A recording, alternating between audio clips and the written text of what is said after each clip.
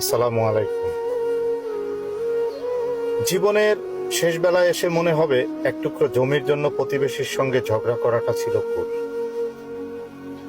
কাউকে কষ্ট দিয়ে কঠিন কথা বলাটা ছিল ভুল। দুর্বল কাউকে ভয় দেখিয়ে নিজের ক্ষমতা দেখানোটাও ছিল ভুল। শেষ বেলায় মনে হবে ক্লাসের সবচেয়ে মেধাবী ছাত্র না হলেও জীবনে বড় কোনো ক্ষতি হয়নি। অনেক টাকা রোজগার করতে না পারলেও তেমন কোনো ক্ষতি হয়নি। জীবনের শেষ সময়ে কষ্টহীন একটুখানি শান্ত মৃত্যুই হবে সবচেয়ে বড় চাওয়া।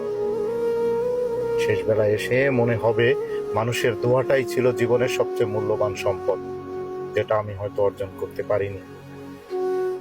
মানুষের মনে কষ্ট দেওয়াটা ছিল সবচেয়ে বড় ভুল।